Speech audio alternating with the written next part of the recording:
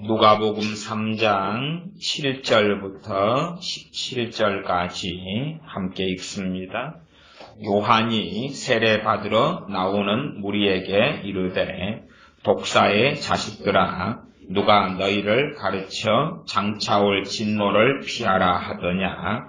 그러므로 회개에 합당한 열매를 맺고 속으로 아브라함이 우리 조상이라 말하지 말라. 내가 너희에게 이르노니 하나님이 능히 이 돌들로도 아브라함의 자손이 되게 하시리라. 이미 도끼가 나무 뿌리에 놓였으니 좋은 열매 맺지 아니하는 나무마다 찍혀 불에 던지우리라. 무리가 물어 가로되 그러하면 우리가 무엇을 하리이까? 대답하여 가로되 옷 두 벌 있는 자는 옷 없는 자에게 나누어 줄 것이요 먹을 것이 있는 자도 그렇게 할 것이니라 하고 세리들도 세례를 받고자 하여 와서 가로되 선생이여 우리는 무엇을 하리이까 하매 가로되 정한 새 외에는 느낌치 말라 하고 군병들도 물어 가로되 우리는 무엇을 하리이까 하매 가로되 사람에게 강포하지 말며 무소하지 말고 밟는 요를 족한 줄로 알라 하니라. 백성들이 바라고 기다림으로 모든 사람들이 요한을 혹 그리스도신가 심중에 의논하니 요한이 모든 사람에게 대답하여 가로되 나는 물로 너희에게 세례를 주거니와 나보다 능력이 많으신 이가 오시나니 나는 그 신들매를 풀기도 감당치 못하겠노라. 그는 성령님과 불로 너희에게 세례를 주실 것이요 손에 키를 들고 자기의 사장마당을 정하게 하사 알곡은 모아 곡간에 들이고 쭉정이는 꺼지지 않는 불에 태우시리라. 아멘. 내가 고3이 되어져서 고등학교 1학년, 2학년, 중학교 1, 2, 3학년 걸 모른 채로 고3 수업을 듣는다면 고3 수업을 제대로 들을 수가 없겠죠. 이해가 안 되니까. 설교도 사실은 연관성이 존재해요. 그러니 일부에 자기가 원하는 설교만 들으면서 나는 뭔가를 알았다. 또 어떤 사람은 자기 문제에 직면하면 그 문제와 관련된 주제나 설교나 성경 본문을 찾아요. 왜? 그렇게 해서 그것만 해결될 수 있을 줄로 알거든요. 어떤 기계는 그런 것입니다. 에어컨의 어떤 부품이 고장나면 그것만 찾아서 골라서 끼워 넣으면 돼요. 전제는 뭐냐면 다른 부품들이 멀쩡하다는 전제예요. 자동차에 뭐가 고장났으면 다른 부품은 멀쩡하니까 그것만 갈아 끼우면 되는 거예요. 그러나 우리의 삶과 하나님과의 관계에서는 단지 어떤 부품만 갈아 끼우면 되는 상황과 일은 아니거든요. 전체적인 총체적인 나의 문제가 함께 가거든요. 사람들은 뭔가를 알고 뭔가에만 들으면 나는 내게 직면한 문제를 해결할 수 있을 걸로 착각할 때가 아주 많습니다. 그래서 되도록이면 큰 교회 목회자들의 설교는 유감스럽게도 사람들의 마음이 다 기분 나쁘지 않은 방식으로, 스트레스 받지 않는 방식으로, 그리고 부담되지 않는 방식으로, 그래서 죄를 터치하거나 다루기보다는 사랑을 이야기할 때가 많아요. 사랑을 이야기할 때. 그러나 진실로 누가복음 3장 7절부터 있는 사도 세례 요한의 메시지가, 세례 요한의 설교가 유대인들을 사랑한 설교였다는 것은 명백한 것입니다. 그러니 액면 그대로 사랑을 이야기한다 해서 사랑이 아니라 멸망해 가는 사람들에게 하나님께서 여러분을 사랑하시기 때문에 여러분이 안전할 것이라고 이야기하면 그것은 사랑을 이야기한 것이 아니라 죽음을 이야기한 것이고 멸망해 가는 사람들을 등을 떠밀어서 절벽의 벼랑 끝에 밀어버리는 일이죠.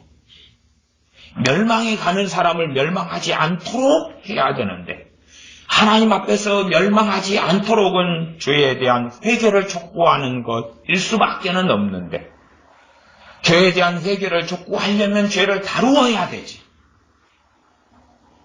그러나 그것을 사랑이 아니라고 생각하지. 그래서 우리가 어떨 때는요, 공의를 이야기하는 것이 진짜 사랑일 때가 있고 사랑을 이야기하는 것이 그 사람에 대한 미움과 증오일 수가 있는 거예요. 마약하는 사람에게 마약을 끊도록 도와주는 것이 사랑이고, 그러나 마약하는 사람이 계속 마약하도록 돈을 주고 마약 중독에서 돌이키지 않아도 괜찮다고 이야기하는 것이 그 마약하는 사람에게는 미움이고 저주하는 것이죠. 그래서 우리의 사람의 인본적인 관념에서는 사랑 이야기만 해야지 사랑이라고 생각하는 거예요. 물론 잠언 같은 데는 책망 이야기가 많이 나와 있습니다. 그리고 우리가 경험하는 것처럼 부모들은 자녀를 많이 책망합니다. 그래서 그 책망을 다른 단어로 바꾸는데 그것을 잔소리라 그럽니다.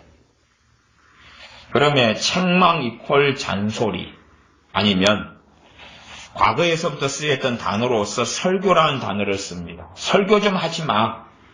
그 앞에는 연설이라는 단어를 썼습니다. 연설하지 마. 설교하지 마. 그 다음에 잔소리하지 마. 동일한 단어로 쓰입니다. 그래서 부모가 하는 잔소리하고 부모가 하는 책망이 어떨 때는 같을 수 있으나 유감스럽게 부모의 많은 잔소리는 책망보다도 책망이 아닌 액면 그대로 잔소리인 경우가 아주 많습니다. 책망의 모조품들, 나이하의 모조품 같이 책망의 모조품들. 그래서 책망보다도 이 시대는 칭찬을 좋아하는 시대가 되어서 심지어 그런 책도 있지 않습니까? 칭찬은 고래도 춤추게 한다. 칭찬에 대한 것을 좋아합니다.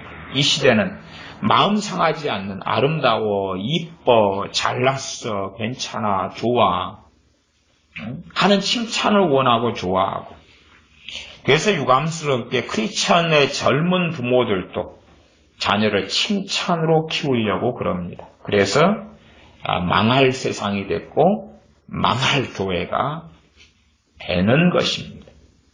왜요? 하나님의 말씀을 그렇게 멸시하기 때문에 그렇습니다.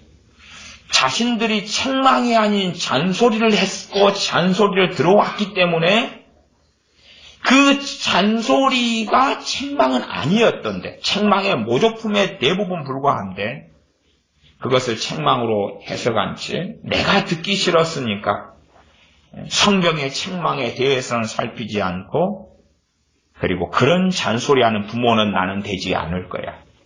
내가 부모에게 듣기 싫은 잔소리를 너무 많이 들었기 때문에 자녀에게는 칭찬으로 키울 거야.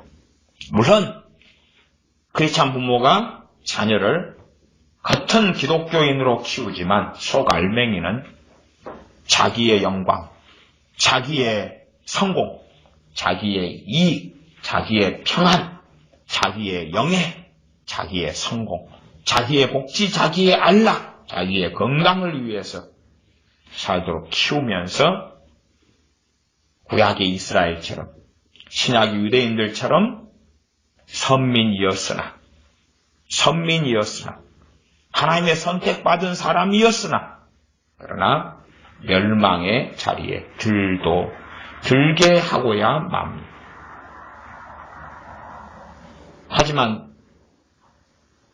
그거에 대한 정신을 차리지 않은 채 가장 귀한 어린 시절을 보내버리고, 또 그렇게 자녀들은 마땅히 자기를 위하여 하나님께서 존재하시는 것이 맞는 것처럼 생각하고 하나님께 굴복하거나 엎드리기보다는 단지 종교 생활로서 만족하게 살아갑니다. 종교 생활로 만족하게. 항상 어느 때나 구약이든 신약이든 교회는 하나님의 임박한 심판을 가르쳐 왔습니다.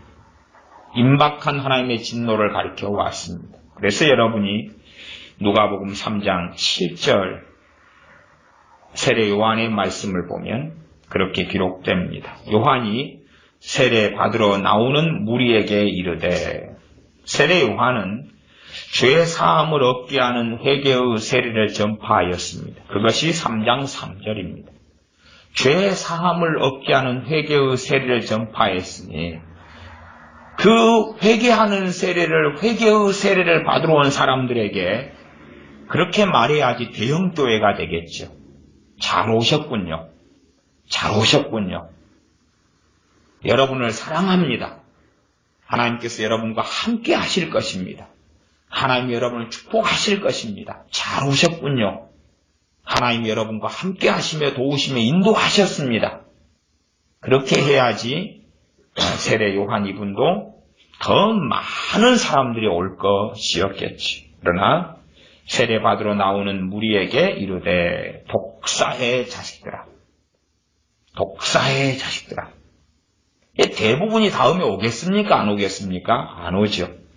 그래서 세례 요한이 그냥 비참하게 감옥에서 헤롯의 칼에 죽었던 것입니다. 인기를 얻지 못했거든요. 독사의 자식들아. 독사의 자식들이기 때문에 그랬을까요? 아니면 독사의 자식들이 아니라 양의 자식들, 아니면 이쁜 자식들, 사랑스러운 자식들이었는데 세례 요한이 말한 걸까요? 세례 요한이 진리를 말함으로 진리를 말하는 게 사랑일까요? 거짓말을 말하는 게 사랑일까요? 진리를 말하는 게 사랑이죠. 그래서 우리 눈에는 이러한 세례 요한의 메시지가 사랑으로 보이지 않는다 그 말이죠. 세상 인본주의 관점으로 사랑 타령을 해야 되는 것입니다.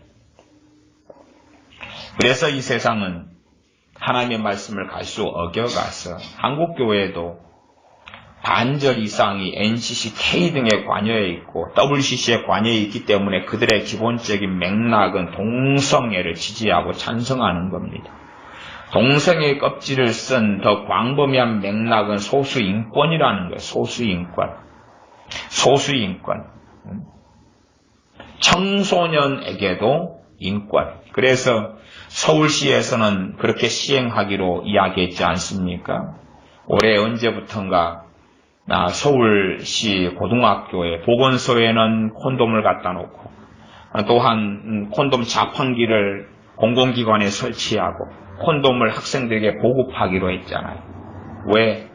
고등학생이라도 성생활의 자유가 있으니까. 어디서 하죠? 모텔에 갈까요? 어디로 가지요? 고등학생이라도 성생활의 자유가 있으니까. 그 다음에 고등학생이 임신하면 그걸 가지고 징계하거나 스트레스를 주거나 힘들게 하지 말아야 한다. 임신하더라도. 고등학생이 성관계를 갖거나 하는 것은 예방교육을 해야 되는 것입니다. 예방교육. 사후 처치가 아니라 하지 못하게 예방교육을 해야 되고. 그런데 그게 아니라 오히려 권장하는. 왜? 인권이기 때문에. 그 인권이 무슨 껍질을 썼겠습니까? 고등학생, 청소년에 대한 사랑. 그들이 자유롭게 자기가 원하는 걸 아무 것이라도 할 수 있도록 해주는 게 사랑이라고 그래요. 그러한 것을 지지하는 교회나 목회자가 반절이 넘는다는 것이죠. 그러면 그들이 하나님의 말씀과 하나님을 멸시하는 것이 아니고 무엇이겠느냐 하는 거지. 물론 반절이 넘는다는 것은 대부분의 목회자들이 그렇게 생각합니다. 나는 이름만 빌려주었을 뿐이야. 내가 어느 교회에 속해 있고 어느 교단에 속해 있고 그 교단이 거기에 가입해서 내 교회의 이름만 가지고 사용해서 하는 것이지 나는 반대하는 겁니다. 그래서 나는 무죄합니다. 꼭 본디오 빌라도가 물을 떠와라 그런 다음에 손을 씻으면서 주님을 십자가에 못 박으라고 내어주면서 나는 무죄하다고 손을 씻는 것과 똑같은 일을 다수의 교회와 목회자들이 합니다. 왜? 그래야지만이 아무도 거스리지 않고 좋은 게 좋은 걸로 살아갈 수 있는 거죠. 그것이 사랑이라고 주장하는 거죠. 사랑이라고. 그러나 세례 요한은 진짜로 사랑을 했습니다. 그래서 세례받으러 나오는 무리들에게 진리를 이야기했습니다. 진리를 이야기했어요. 세례받으러 나오는 유대인들에게 오 아브라함의 자손들이여 선택받은 하나님의 백성들이여 라고 이야기하지 않았습니다. 육신적 유대인이 진짜 유대인이 아니었기 때문에 그렇습니다. 마음의 할례를 받아야지만이 그 육신의 할례가 유효하고 효력이 있기 때문에 그렇습니다.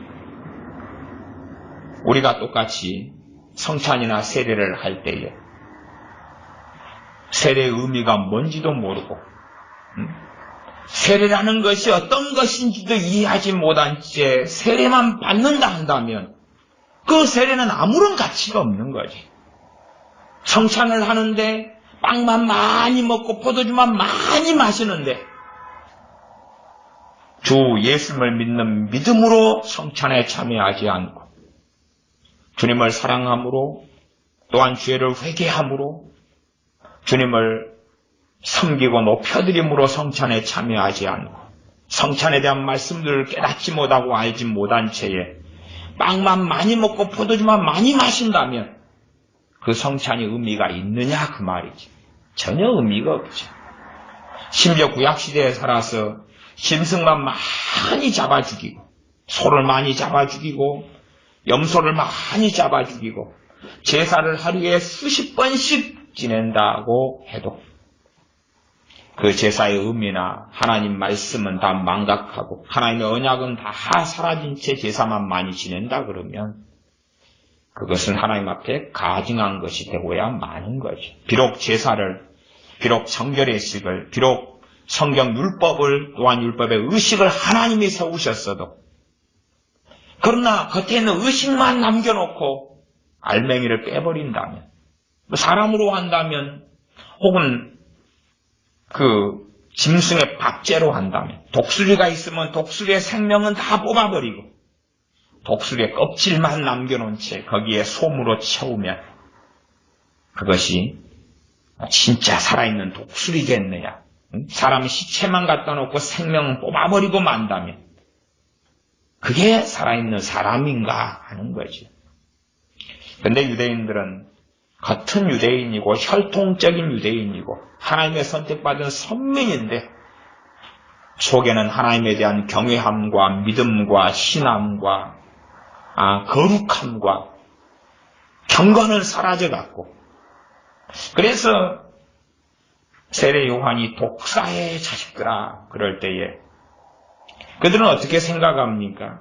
속으로 8절에 보면 그렇게 생각한 것이 속으로 아브라함이 우리 조상이라 반발이 바로 일어나는 거예요. 그러니까 속으로 하는 이야기까지도 세례 요한이 다시금 바로 이어서 선언하고 말씀을 증거합니다. 이 독사의 자식들아 세례 요한이 그럴 때 속으로 기분이 나쁜 거예요. 우리가 아브라함의 자손이지 어찌 독사의 자식인가? 그리고 분기가 솟아나는 거고 변론이 일어나는 거지. 그러니 세례 요한은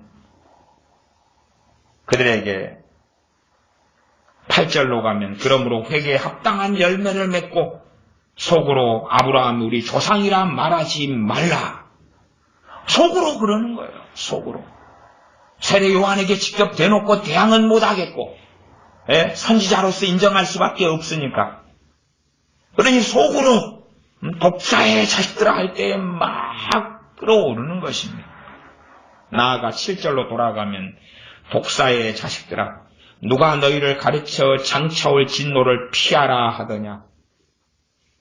이들은 유대인이기 때문에 혈통적 유대인 선택받은 선민이기 때문에 우리는 장차올 진노에서 면제된다라고 생각한 거지. 그러나 독사의 자식들아 독사의 자식들이니까 심판받는 거지. 독사가 누굽니까? 독사가 누구지? 마귀죠. 옛뱀 마귀죠. 그러면은 마귀가 꽃뱀인 줄 알았습니까? 독사지. 독사 중에 왕독사. 그 옛뱀을 다시 용. 옛뱀, 마귀, 용. 그래 독사. 독사의 자식아 그러면 이 독사는 마귀 새끼들아 그 말이지. 마귀의 자식들아. 너희 아비 마귀에게서 너희가 그 행사를 배워서 마귀의 행사, 너희 아비의 행사를 하는도다. 그렇게 주님께서 말씀한 대로 이들은 그랬다 그 말이지. 그러면 명백하게 이런 누가복음 7장 이하의 세례 요한이 한 말씀은 우리 크리스천들에게 그대로 해당되는 것을 우리가 알 수밖에 없습니다. 왜요? 우리가 이제는 나는 세례받았고 나는 예수님을 영접했기 때문에 그때에 정말 하나님의 마음을 가진 세례 요한이 또 있었다면 우리 대다수의 크리스천들에게 이 독사의 자식들아라고 부흥회를 하셨겠죠. 그럼 우리가 속으로 나는 예수님 믿는데요. 나는 크리스천인데요. 그러겠죠. 그러면 세례 요한은 바로 이야기하겠죠. 속으로 너희가 예수님을 믿는다고 말하지 말라. 그러면서 그 앞에 회개의 합당한 열매를 맺어라 그러겠죠. 다시 말하면 너희가 하나님의 자녀면 하나님의 자녀다운 행사를 하고 살아라. 그렇게 하지 않으면서 하나님의 자녀라고 속으로 주장하지 말아라 그 말이죠. 그러지 이 세례 요한이 아예 이방인들에게 하나님을 모르는 사람들에게 말씀을 전하고 있는 것이 아닙니다. 선택받은 선민 유대인들, 선민 이스라엘에게 말씀을 증거하고 있는 겁니다. 독사의 자식들아 누가 너희를 가리켜 임박을 장차올 진노를 피하라 하더니 장차올 진노. 우리에게도 세례 요한이 이 독사의 자식들아 왜 독사의 자식들이라 그럽니까? 회개에 합당한 열매를 맺지 않으니까. 예수님을 믿는데 그에 대한 열매가 없으니까. 사과나무를 심었으면 때가 되면 사과가 맺혀야 되고 무화과나무를 심었으면 때가 되면 무화과를 맺혀야 되는데 그게 없단 말이죠. 주님께서 십자가에 달리시기 전에도 무화과나무에 가셨는데 그 무화과나무에 열매가 없기 때문에 저주하셔서 무화과나무가 말라 죽은 사건이 기록됩니다. 그런 것처럼 우리가 열매를 맺기를 요구하시고 원하시는데 기본적으로 성령님을 통한 열매, 성령님의 열매가 사랑과 희락과 화평과 오래 참음과 자비와 양선과 충성과 온유와 절제라 그럽니다. 충성이란 단어는 또 믿음이란 단어하고도 상호 교호하고 같이 쓰고 같이 번역될 수 있는 단어입니다. 그러나 이제 우리가 이 충성이라는 단어를 더 광범위하게도 생각할 수 있는데 그렇게 생각해 보면 충성 그럴 때에 어디서 주로 사용하는 단어냐 그러면 군대에 가면 사용하는 단어입니다. 군대 가면 높은 상관을 만날 때 충성. 그 충성은 뭡니까? 그 군대 그 상관이 명령하면 그대로 상명하복한다는 이야기입니다. 당신께서 명령하시면 나는 그대로 따르겠습니다. 그게 충성입니다. 충성. 국가에 충성한다. 충성. 내가 군인이기 때문에 고난과 어려움을 견뎌내면서 국가를 지키는데 대한민국 나라를 지키는데 충성하겠다. 충성하고 구호를 붙입니다. 때로는 믿음으로 번역이 되기도 합니다. 하나님에 대해서 믿기 때문에 신뢰하기 때문에 그 열매가 무엇으로 맺히는 겁니까? 충성으로 맺히는 것이죠. 하나님을 믿기 때문에 하나님께서 명령하시는 말씀을 따르는 것이죠. 내가 믿는데 따르지 않는다면 믿는 게 아니게 되죠. 그래서 그런 성령의 9가지 열매들도 당연하게 우리에게 요구하시는 열매가 되어집니다. 유대인들은 우리는 장차 올 진노가 없다고 혹은 그 진노와 우리는 해당이 없다고 생각했던 것처럼 그래서 교회 안에 전해지지 않는 말씀이 심판에 대한 말씀은 전해지지 않습니다. 왜요? 크리스찬이니까 당신들의 심판이 없다는 설교만 하는 것입니다. 성경 안에는 정말 많은 다양한 말씀들이 있습니다. 다양한 말씀들이 존재해요. 제가 이번 주일 오전에 했던 설교를 교회 설교 사이트 안에서는 복음설교에다가도 올려놓았습니다. 그리고 제가 복음설교를 언제 했는가 이렇게 살펴보았어요. 복음설교를 언제 했는가. 복음설교를 그렇게 지난주 주일날 한 번 하고, 그리고 한 11월인가 언제 한 번 하고, 그리고 이제 그 전에 9월 이럴 때에 칼빈 목사님의 갈라디아서 강해설교에서 몇 번 이어지고, 6월달 뭐 몇 번 이어진 다음에 그 다음에 2016년으로 넘어가더라고요. 2016년 6월 언제 설교하고, 그 다음에 거의 그냥 한 7개월, 8개월 만에 복음설교를 하고, 드물게 하는 거지. 물론 복음설교로서 분류해놓는 이제 저의 분류법과 기준이 존재하지만, 그렇게 따지면은 복음설교를 항상 주마다, 날마다 그렇게 하면 좋을 것처럼 여겨져요. 복음설교. 복음설교는 뭡니까? 하나님의 사랑에 대한 것, 주 예수 그리스도의 복음에 대한 것, 그 은혜에 대한 것, 그분의 용서에 대한 것 등등이 복음설교의 내용 속에 포함이 되어져요. 그걸 항상 자주 하면 좋을 텐데. 그러나 우리가 정상적인 눈을 뜨고 성경을 보면 성경에는 그 내용만으로 되어 있지 않은 거예요. 심지어는 복음설교보다 그게 아닌 게 더 많아요. 냉정하게 마태, 마가, 누가, 요한복음, 로마서, 갈라디아서 등등등 냉정하게 성경을 쭉 읽어가면 복음을 내용으로 기반으로 하지만 그러나 하나님이 너희를 돌봐주실 거야, 함께 하실 거야, 용서하실 거야, 은혜를 베푸실 거야, 구원하실 거야 이런 내용보다 그것하고 다른 주제와 다른 내용들이 훨씬 더 많다는 사실이에요. 여러분이 짧은 성경인 에베소서, 빌립보서, 골로새서, 데살로니가 전서나 후서나 디모데 전서나 우서나 디도서나 이런 짧은 성경을 보면 더 명백하게 보이죠. 오히려 우리에게 어떻게 살아야 할까를 말씀하시는 것이 훨씬 더 많고 대다수의 내용을 차지하기도 해요. 어떻게는 그렇게 이야기해야죠. 아무리 꿀이 몸에 좋아도 꿀만 먹으면 어떻게 되겠느냐 그 말이죠. 꿀만 먹으면 어떻게 되겠느냐. 고기가 아무리 몸에 좋아도 날마다 소고기만 먹으면 어떻게 되겠느냐 그거지.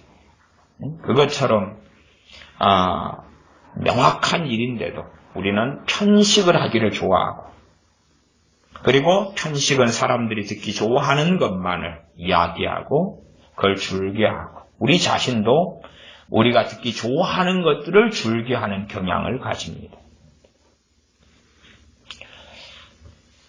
유튜브 설교를 제가 하는 입장이고 설교가 올라가는 입장이니까 그것도 그렇더라고요.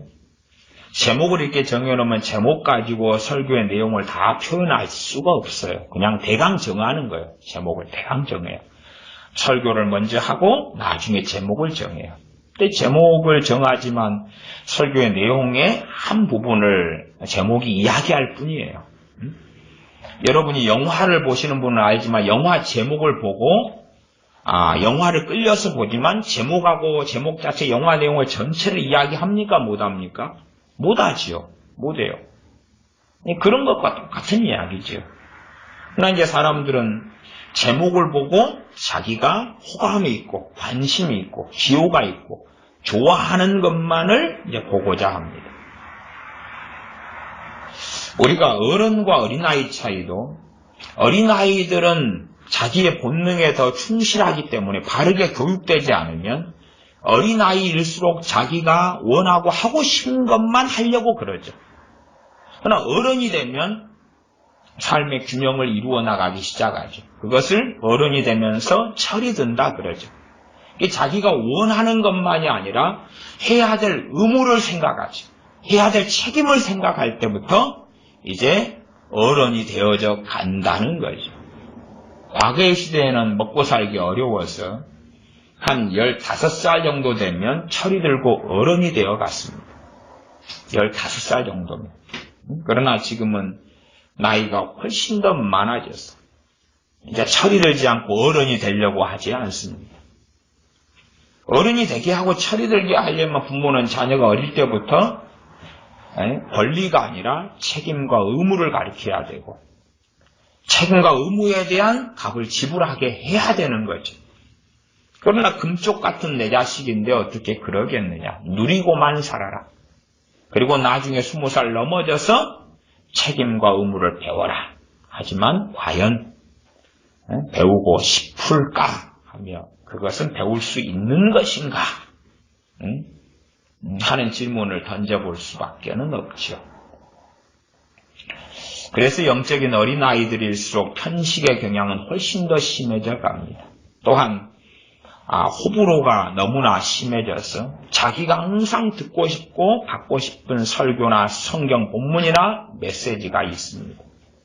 그리고 색안경을 훨씬 더 쉽게 써서 성경 안에 특정한 내용 말고는 아무리 성경을 열심히 읽어도 보이지가 않게 됩니다. 그러한 이상한 일들이 벌어집니다.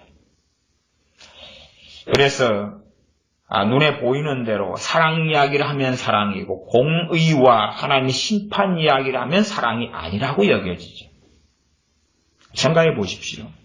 지옥에 있는 사람에게 심판 이야기를 하면 사랑 이야기는 아니겠죠. 왜? 더 이상 기회는 없으니까. 그러나 살아있는 사람에게 하나님의 심판 이야기를 하는 것은 그 어떤 사랑보다도 강렬한 사랑입니다. 왜요? 아직은 죽지 않았으니까. 아직은 시간이 있으니까. 최소한 우리가 크리스찬을 제외하고 불신자만 대해서 이야기한다 그래도 불신자에게 전해야 될 것이 뭡니까? 심판입니다. 심판입니다. 심판이에요.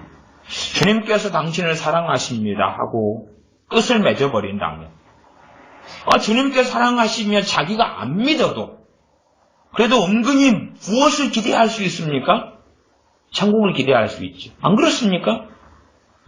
어머니가 있어요. 어머니가 내일 모레 돌아가셔요. 엄마, 예수님이 엄마 사랑하셔. 예수님이 엄마를 위해 죽으셨어. 그러면 그래 고맙다고 말씀드려라. 그리고 꽤 부정적이지 않잖아요. 하나님께서 엄마를 사랑하셔요. 하나님이 엄마를 위해 예수님을 보내셨어요. 예수님이 엄마의 죄를 위해 죽으셨어요. 엄마 예수님 믿으세요. 그래서 믿으면 좋은데 절대 다수는 안 믿습니다. 10명에 죽어가는 사람이 있으면 한두 명은 믿을 수 있는데 8, 9명은 안 믿어요. 그런데 복음을 좋은 측면에서 정해요. 그건 복음의 전체 내용이 아니거든요. 왜 믿어야 되죠? 당연하게 장차올 진노를 피하기 위해서. 그게 세례 요한의 메시지잖아요. 3장 7절. 누가복음 3장 7절. 누가 너희를 가르쳐 장차올 진노를 피하라 하더냐. 장차올 진노를 피하게 하기 위하여 복음을 전하는 거죠. 그러면 당연히 장차올 진노를 이야기해야 되죠. 이 땅의 삶이 다가 아니라고. 이 땅의 삶 뒤에는 반드시 천국과 지옥이 있다고. 그리고 믿지 않는 자들에게 예비된 것은 지옥이라고. 그것은 잠깐에 끝나는 게 아니라고. 과거에 불교 같은 데서 가르치는 것처럼 지옥에 간 다음에 조금의 고생을 하고 그 다음에 다시 윤회한다고. 윤회. 다시 다른 걸로 태어나는 거죠. 다시 태어나는 거죠. 윤회한다고. 그래서 요즘의 젊은 애들에게는 윤회 사상이 아주 광범위하게 퍼져 있습니다.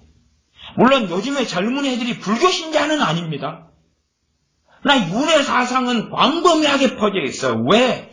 이 시대의 뉴에이지의 중심이 윤회 사상이거든요. 윤회 사상.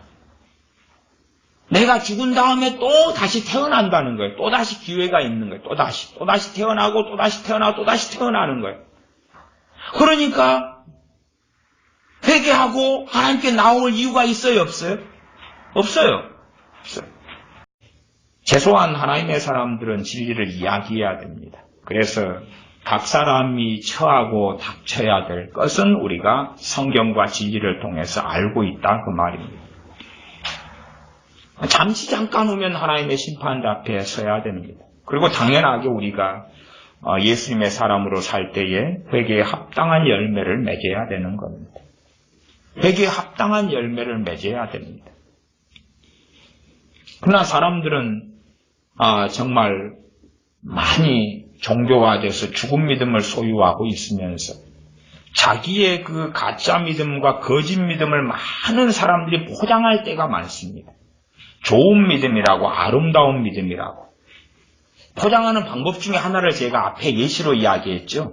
그 개영교회 큰 교회 목사님들 설교를 즐겨 듣는 거죠. 왜? 즐겨 들으면 자기가 이제 어느 때부터는 모르는 내용이 있습니까? 없습니까? 없어요. 모르는 내용이 없어요. 모르는 내용이 없으니까 나는 하나님을 가까이 알고 하나님 가깝고 성경용 다 알잖아요. 그 대형교회 목사님들이 항상 스토리가 반복되어야 하는 설교들을 들으면 알겠다 그 말이에요. 그러니까 더 안전하게 느끼죠. 나는 믿음에 성장했고 자랐다고 그러는 거죠. 그리고 너무나 위험한 자리 속에 들어가죠. 그 다음에는 이제 신비주의적인 신앙생활 속에 들어가야 되기 때문에 하나님 관계가 바르지 않는데 어떤 음성을 듣는 거야. 어떤 계시를 받는 거야. 꿈, 환상, 무슨 음성을 들어요. 하나님 관계가 바르지 않는데. 하나님으로부터 오는 어떤 꿈이나 환상이나 어떤 성령의 내적 음성도 하나님과의 관계가 바를 때 맞을 가능성이 높아져 가지. 성령 충만하고 하나님 관계가 바르다 해도 100% 바르게 듣고 보는 건 아니에요. 그렇기 때문에 성령 충만한 사람들도 동일한 사건이 벌어져도 견해가 다르고 해석이 틀렸던 경우가 많았다 그 말이에요. 하물며 육적이고 인본적이고 자기 정욕적으로 살아가는 사람이 뭔가를 듣고 보는데 그에 대한 출처를 의심을 안 할 수가 있겠느냐 그런 것이. 그러나 어리석은 사람들일수록 자기가 뭔가를 보고 받는 것에 대한 출처를 의심하지 않아요. 물론 반대의 이야기는 명확합니다. 반대 이야기는 뭐냐 그러면 내 양은 내 음성을 듣는다고 말씀했는데 주님으로부터 아무 것을 듣거나 받은 적이 없어요. 그러면 명백하게 주님의 양이 아닌 거지. 그래서 내가 하나님의 음성 듣기를 계속 이야기했잖아요. 하나님으로부터 뭔가를 듣고 받을 수 없다면 그 사람은 가짜라고. 그렇게 말할 수밖에 없다는 이야기. 하나님의 음성 듣기의 위험성을 오래 이야기했지만 나는 그런 거 안 해요. 그래서 면죄부를 받으려는 사람들이 있을런지 몰라도 주님의 양은 주님의 음성을 들을 수밖에 없고 성령님께서 주님의 이름으로 내주하시고 임하셔서 그 사람 안에서 역사하시는데 아무것도 듣고 받을 수 없다면 과연 그 사람은 어느 자리에 서 있겠느냐 그 말이죠.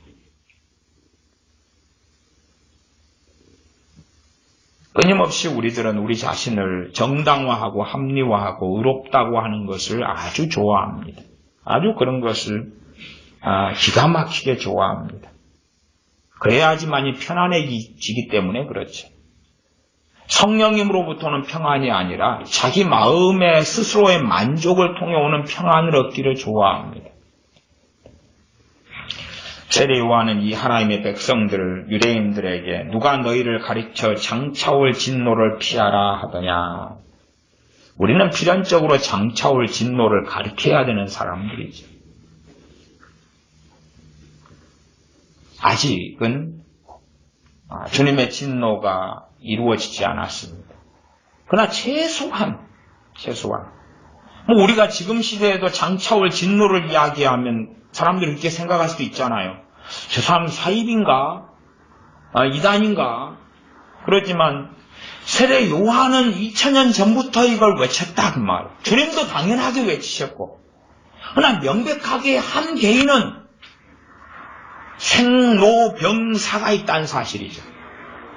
당연하게 한 개인은 제 친할아버지 돌아가셨고 친할머니도 돌아가셨고 제 왜 할아버지도 돌아가셨고, 왜 할머니도 돌아가셨고, 제 아버지도 돌아가셨고, 제 고모들도 다 돌아가셨고, 제 큰어머니들도 다 돌아가셨고,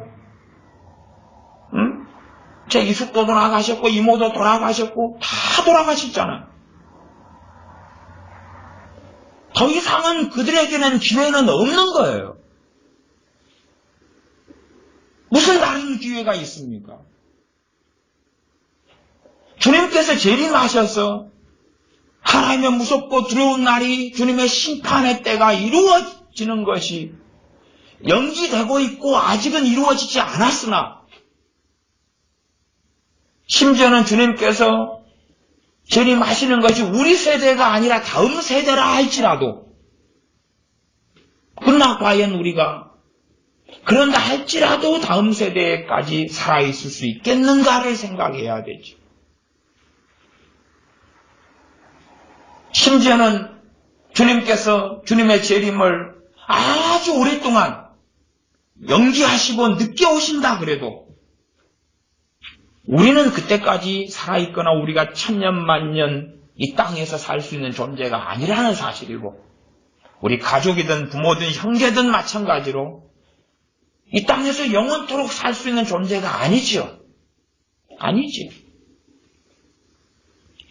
당연하게 세례 요한이 누가 너희를 가르쳐 임박한 진노를 피하라 하더냐. 임박한 진노가 유대인들에게도 찾아온다는 것을 이야기하고서는 안 거지. 단지 이때 이후로 AD 70년에 예루살렘의 멸망을만 이야기한 게 아니라 각 개인에게는 다 생로병사가 있어서 예기치 못하게 인생을 마감해야 되고 끝내야 되는 거죠. 예기치 못하게 때가 되면 인생을 마감해야 되죠. 그러면 우리 주 예수 그리스도의 복음의 핵심 중에 하나는 하나님의 임박한 진노를 이야기하는 것이죠. 그러지 달콤한 설탕복음 정도로만 하나님이 사랑하셔요. 아무 거부 반응이 없게. 예수님이 위해서 죽으셨어요. 너무너무너무 사랑하세요. 그러니 예수님 믿읍시다. 그것은 복음의 전체 내용이 되지 못하지. 그래서 이러한 세례 요한의 말씀을 듣는 사람들은 사랑으로 여겨지지 않아서 기분 나쁘고 싫고 불쾌하기 쉽겠죠. 왜요? 이게 사랑처럼 여겨지지 않았어. 사랑을 이야기해야지. 세례 요한은 진짜 사랑을 이야기하고 있는 것입니다. 8절은 그러므로 회개에 합당한 열매를 맺고 속으로 아브라함이 우리 조상이라 말하지 말아라. 진짜 하나님의 자녀가 되어라고 이야기하는 거지. 혈통으로 난 그런 유대인, 혈통적인 이스라엘이 아니라 외면적 이스라엘, 혈통적 이스라엘이라 그러는데 내면적 유대인, 이면적 유대인, 참된 유대인이 되어라. 참된 하나님의 백성이 되어라고 이야기하지. 내가 너희에게 이르노니 하나님이 능히 이 돌들로도 아브라함의 자손이 되게 하시리라. 무에서 유를 만드신 하나님께서 진흙으로 아담을 만드신 하나님께서 돌들로 어찌 아브라함의 자손을 못 만들겠습니까? 하나님 만들 수 있다는 거죠. 그렇게 따지면은 너희하고 돌멩이들하고 차이가 뭐가 있느냐 하는 거죠. 9절입니다. 이미 도끼가 나무 뿌리에 놓였으니 좋은 열매 맺지 아니하는 나무마다 찍혀 불에 던지우리라. 대상은 다시 3장 7절로 돌아가면 세례 받으러 나오는 무리들입니다. 세례 받으러 나오는 무리들에게 너희들이 아름답고 좋은 복된 자리에 나왔도다. 하나님이 여러분을 기뻐하시도다. 이 거짓 선지자들이 주로 쓰는 핵심적인 말은 자기가 가는 집회에 모인 사람들마다 축복을 선언해 주는 것입니다. 당신들이 이 자리에 모여 있는데 정말 거룩한 사람들이시군요. 정말로 시대를 분별하며 하나님 뜻대로 사시는 분들이군요. 면죄부를 남발하는 것입니다. 그래야지 사람들은 자신들을 참된 선지자로 우러르며 높이기 때문에 그렇지. 명백하게 세례 요한의 말씀을 듣고 세례 받으려고 오는 사람들에게 주님이 하시는 이 세례 요한이 하는 말이 3장 9절에 이미 도끼가 나무 뿌리에 놓였다. 바로 세례 받으러 오는, 죄 사함을 얻게 하는 세례 받으러 오는 당신들 말이야. 당신들 앞에 도끼가 놓였으니까 좋은 열매 맺지 아니하는 나무마다 지켜 불에 던지우리라. 좋은 열매를 맺어라. 좋은 열매를 맺으라고 말씀하지. 10절은 무리가 물어 가로되 그리하면 우리가 무엇을 하리까? 어떤 일을 해야지만이 좋은 열매를 맺는 겁니까? 라고 묻습니다. 3장 11절은 대답하여 가로되 옷 2벌 있는 자는 옷 없는 자에게 나눠줄 것이요 먹을 것이 있는 자도 그렇게 할 것이니라 하고, 참 어려운 이야기입니다. 왜냐하면 당시에는 로마의 식민지였고 또한 헤롯이 통치하는 지역 등도 있었고, 그래서 먹고 살기 어려웠던 때, 정말 비참하게 가난했던 때였기 때문에 그렇습니다.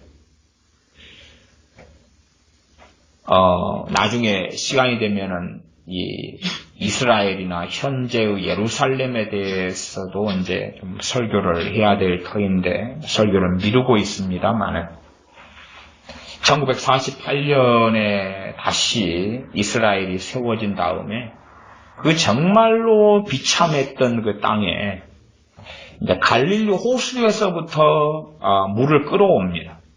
이스라엘 그 사막화된 그 물이 없는 전역으로 갈릴리 호수에서 물을 끌어와가지고 소위 요단강에서도 끌어오면서 그러면서 물을 이스라엘 전국에 이렇게 가지고 와서 이스라엘을 살려냅니다. 키부츠 같은 농장들을 세우고 이스라엘을 개척하고 살려내죠. 물을 끌고 와가지고.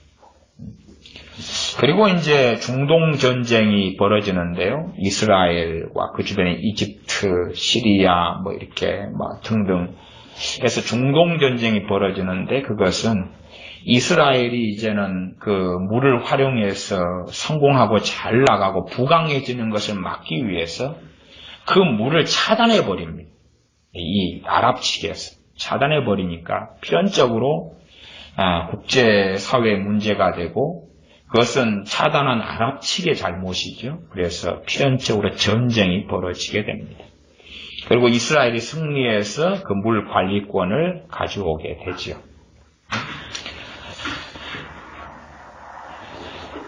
다시 구절로 돌아가면 그래서 이제 11절이죠. 11절이니까 옷 2벌 있는 자는 옷 없는 자에게 나눠줄 것이요. 그렇게 그 당시에도 정말로 못 사는 시대가 되었지요. 못 사는 시대, 어렵게 살던 시대. 좀 그 물을 끌고 와가지고야 1948년 넘어서나 이스라엘이 좀 살게 되었습니다. 그 전에 이스라엘은 그 자리 이스라엘이 나라가 세워지기 전에 이미 자리를 잡고 있었어요. 거기에. 그리고 거기에는 물이 거의 없었기 때문에 지금 현재 이스라엘이 차지했던 땅은 이스라엘이 중심 마을을 이루고 있었어요. 그전에도. 국가로서 허락은 48년이 됐던 거고 그전에도 거기는 거의 불모지같이 돼 있어가지고 이스라엘 사람들이 곳곳에 조금조금한 마을들을 유지하고 유대인들이 살고 있었던 땅이에요. 그냥. 그러니까 지금 한국 사람들이나 많은 크리스천이 알고 있는 정보들이 잘못된 거예요. 말하자면 48년에 이제 이스라엘이 만들어진 다음에 유대인들이 그 땅으로 들어갔고 그 땅의 원주민들 쫓아냈다 이렇게 알고 있는 사람이 많은데 그 거짓말이에요. 그건 그냥 역사 이래로 거기서 살아왔어요. 근데 거기는 살기가 너무나 척박한 곳이었어요. 뭐가 없으니까요? 물이 없으니까 삭박한 곳이었어요. 그리고 나라가 유엔에서 인준이 안 됐어요. 그래가지고 그냥 마을 살았어요. 그 다음에 조금은 그 팔레스틴 사람들도 살았어요. 조금은 같이 섞여서 살았어요. 그러나 대다수는 이스라엘 사람들이 예루살렘이나 아니면 팔레스틴 그 땅을 차지하고 살았어요. 나라는 아직 아니었고. 그래가지고 나라가 인준된 거예요. 그 다음에 이제 이 아랍 측에서 이스라엘을 무너뜨리려고 전략을 많이 세웠던 거예요. 그 전략 중에 하나가 전쟁의 작전을 일으켰던 거고, 두 번째는 이 아랍 사람들을 팔레스틴에 있는 이제 사람들을 꼼짝 못하게, 말하자면 자기 아랍으로 넘어오지 못하게 극렬하게 밀어냈던 거예요. 오면 죽여버리고 팔레스틴 사람들을. 뭐 그런 여러 가지 수책을 썼던 거예요. 대신에 이스라엘은 그 팔레스틴 사람들을 포용하고 수용하고 받아주고 그랬어요. 그리고 그 물을 갖다가 끌어들어 와가지고 이제 전 국토 개발로 들어갔던 거죠. 그러면서 도시화가 일어나고 사람들이 더 살게 되고, 그래서 외국에 있는 유대인들이 들어오기 시작했어요. 그런데 유엔에서 그걸 못 들어오게 또 했어요. 그 다음에 들어오는 사람들이 아랍에서 가로막아서 중간에 잡아서 또 다 죽였어요. 유대인들. 뭐 그런 이제 비참한 역사들이 있어서, 이 당시쯤에는 두벌 옷 입고 또한 먹을 것이 여유가 좀 있는 사람들도 이제 드물었지만 이것도 없는 사람들은 너무 많았죠. 그렇기 때문에 내가 음식을 좀 먹을 게 있는데 나눠준다는 것은 뭐 내가 석 달치가 있는데 열흘치를 나눠주면 그러면은 2달 20일치밖에 안 남잖아요. 그러지 내가 10년치가 있는데 쌀 20kg 준다. 그럼 아무것도 아니에요. 근데 그 정도의 형편이 다 아니에요. 다 아니에요. 그냥 2달, 석 달, 넉 달 있는데 한 달치를 줘야 되고 이런 입장이에요. 그런 걸 하라 그러니까 지금 우리가 생각하는 뭐 불의이웃 돕기 하는데 만원 성금 내고 2만원 내고 5만원 내고 10만원 내고 그러면서 그것이 우리의 삶에 아무 타격이 없는 그러한 일이 아니다 그 말이지. 그래서 그것을 세례 요한이 이야기합니다. 이 어렵고 힘든 구제를 이야기해요. 당연하게 이 구제 대상들은 크게 두 부류입니다. 한 부류는 당연하게 하나님의 백성인 유대인들이고, 두 번째 부류는 거기에 살러 온 객들이고, 나그네들. 우리 같으면 뭐 베트남에서 또 라오스, 캄보디아에서, 인도에서, 중국에서 일하러 온 사람들, 이들을 객이라 그럽니다. 그런 사람들도 포함이 됩니다. 12절 세리들도 세례를 받고자 하여 와서 가로되 선생이여 우리는 무엇을 하리이까? 세리들은 세금을 거두는 사람들이죠.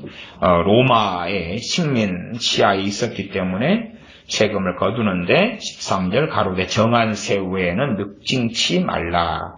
늑징은 강탈하는 것을 이야기합니다. 그러니까 정한 세 말고도 여기저기에 세금을 붙였어요. 과거의 조선시대도 사또들 같은 경우가 혹은 관리들이 세금을 마음대로 항목을 늘려가지고 자기들의 권력을 이용해서 많이 불렸던 그런 일을 세리들도 했는데, 아예 세금을 받지 말라 그건 불법이죠. 그런 게 아니에요. 세금을 받지 말라 그런 게 아니고 정한 세금만 받아야 한다. 그건 아웃라인입니다. 14절은 군병들도 물어가로되 우리는 무엇을 하리이까 하며, 군병들은 과거에 경찰, 형사, 검사, 판사같이 치안권을 넘어선 강력한 권세를 가지고 있는 사람들이 당시의 군인들입니다.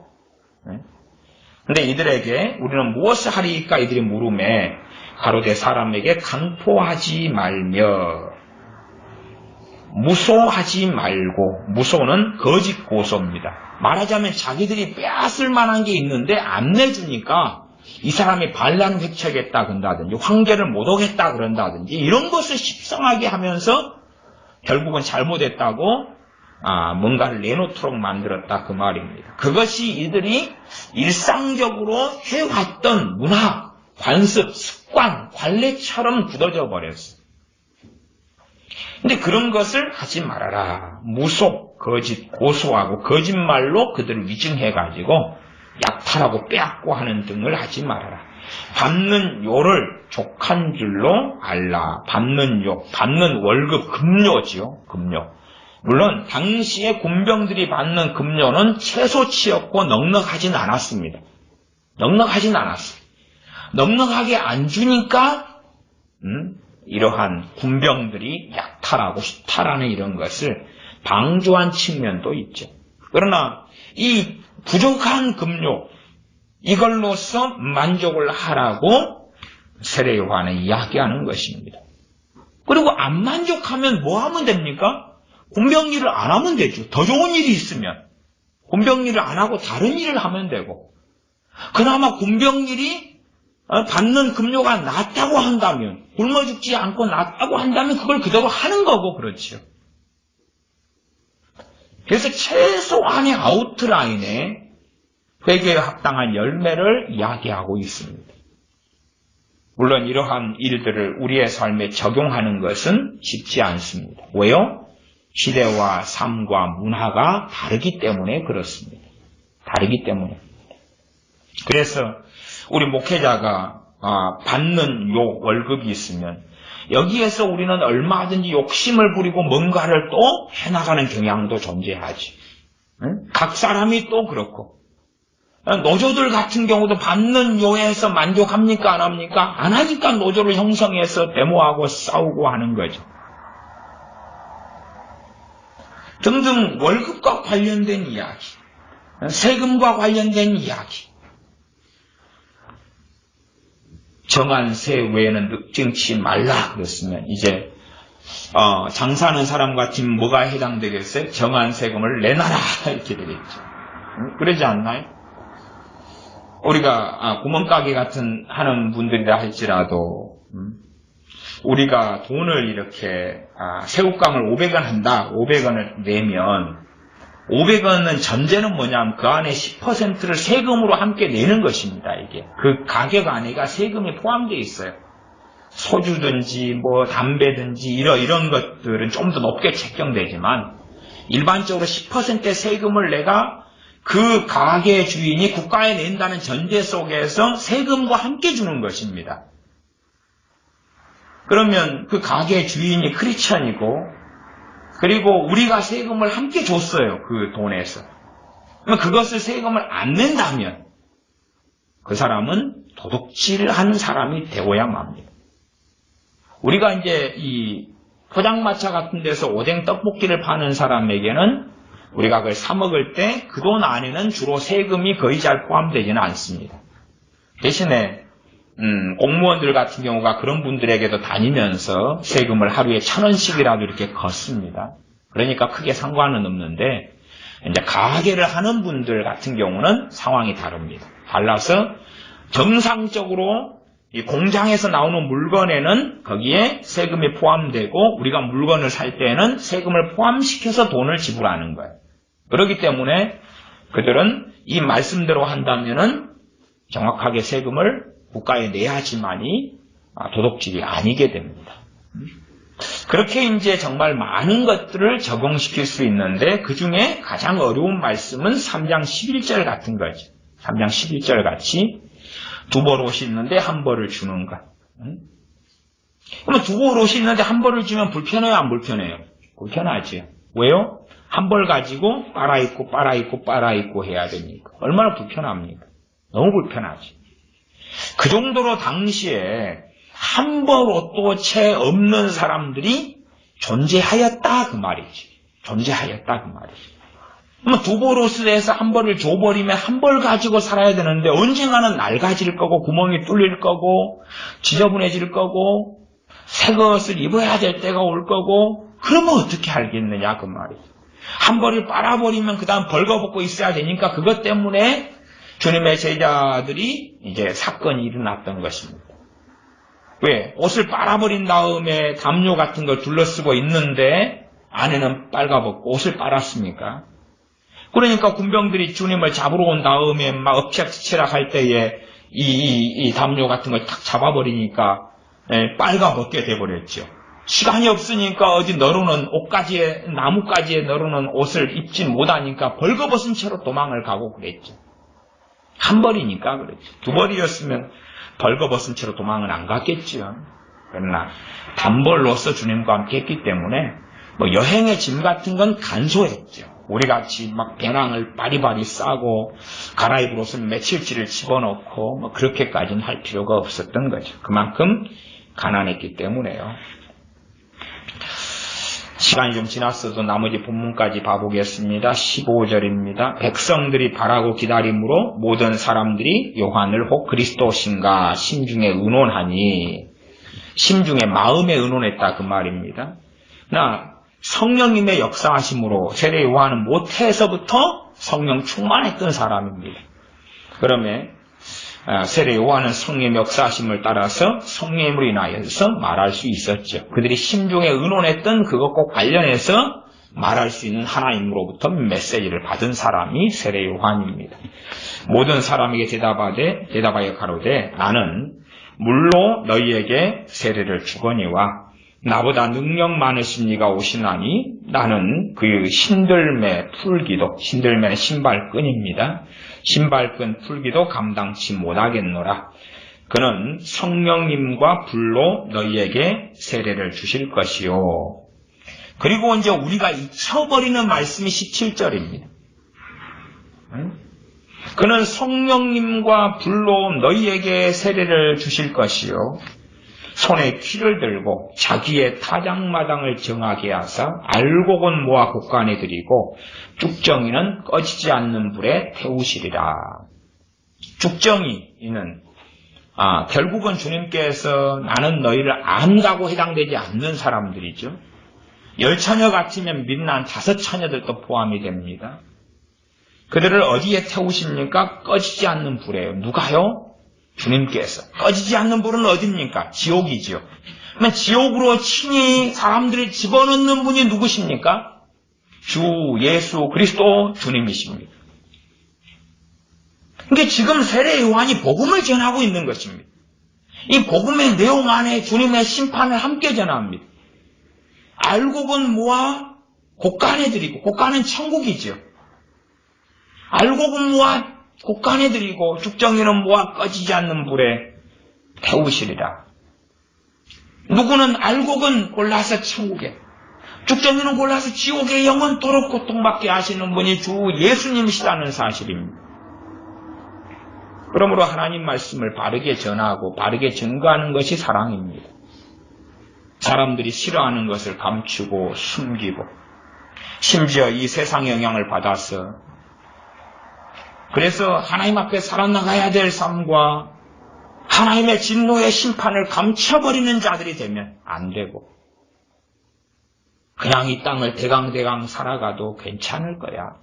하나님이 사랑하시니까 뭐 좋은 게 아니겠어. 젊었을 때 빌리 그레함 목사님 안 그러셨는데 늙어가지고는 예수님을 몰라도 천국에 갈 수 있다는 둥. 또 로마 교황 프란체스코처럼 그냥 다 어느 종교에나 결국은 다 하나님께 가는 길이라는 둥. 그런 사이비 같은 이야기를 하면서 거짓부렁을 하는 것이 그것이 사랑이 아니라는 사실이죠. 이 시대에는 사랑 타령을 하면서 진리의 부분을 전하거나 한 부분만 전하거나 감추거나 왜곡하거나 거짓되이 하는 경우가 너무나 많습니다. 주님께서는 불과 성령님으로 세례를 주실 것이요. 누구에게 불과 성령님으로 세례를 줍니까? 자기 사람들에게죠. 그러면 내가 성령님의 세례, 불의 세례를 받았느냐? 나는 성령 세례를 받았느냐? 성령님으로 세례를 주신 다음에야 그가 알곡으로 준비되는 것이지. 요즘 시대에는 이 성령 세례 이야기를 하려고 해도 참 금기된 이야기처럼.